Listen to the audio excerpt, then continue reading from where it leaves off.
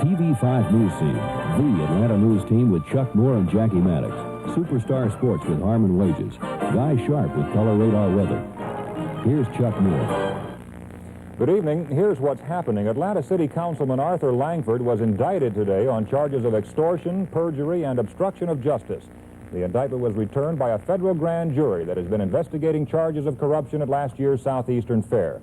FBI agents arrested Langford shortly after the indictment was returned. TV5's Richard Belcher and the Live Eye are on the scene right now at the federal courthouse. Richard? Chuck, Councilman Langford just come out of the courthouse. We're trying to talk with him, and not very successfully. I see he has just gone on down the street. I'm going to put my microphone right back on, and we're going to tell you what happened this afternoon. The indictment of Councilman Arthur Langford was not really a surprise. We reported as early as last fall that the FBI had secretly tape-recorded conversations in which Councilman Langford promised political protection for the promoters of the Southeastern Fair, and there have been documents on file here at the federal courthouse all along indicating that the grand jury was looking into possible charges of extortion and operating under a federal anti-racketeering law. But today's indictment of Councilman Langford for an extortion charge went well beyond that.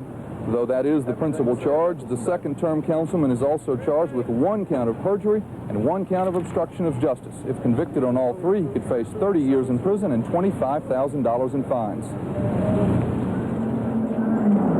Have you been made aware of the contents of the indictment? No comment. You shall know the truth, and the truth shall set us free. The extortion count specifically charges that Langford agreed to use the influence of office to ensure that the promoters of the Southeastern Fair would have no problem obtaining fire and sanitary services, that Langford would intercede with Deputy Police Director Eldrin Bell so that Bell would lower his fee for providing private security services at the fair, and that Langford would use his influence to waive certain city license fees for the fair's promoters. Langford is charged with receiving an unspecified amount of money in exchange for those services. The perjury count alleges Langford lied when he told the grand jury he had received no money from the fair's promoters. The obstruction of justice count alleges that Langford tried to influence the testimony of an unnamed grand jury witness. After his arrest, Langford was photographed and fingerprinted and arraigned before a federal magistrate. Councilman Arthur Langford pleaded not guilty on all counts and was released on a $7,500 personal recognizance bond.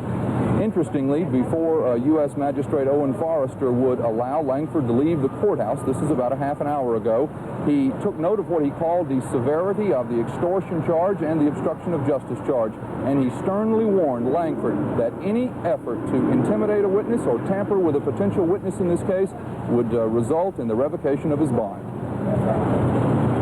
Richard, are there more indictments expected? We have reported, speculated all along that there are at least 5 targets in this investigation. The best case has been against Arthur Langford. The weakest case against Deputy Police Director Eldrin Bell. But Bell is a target, so is Langford's associate, Reverend Joe Boone, and both of the fair's promoters, Don Pavel and Harry Westbrook. So the grand jury continues for at least another year, we believe, and there certainly could be additional indictments. None this week, we believe. Okay. Thank you, Richard. Public Service Commissioner Billy Lovett says he will ask the General Assembly to introduce legislation to adopt a code of ethics for the Commission.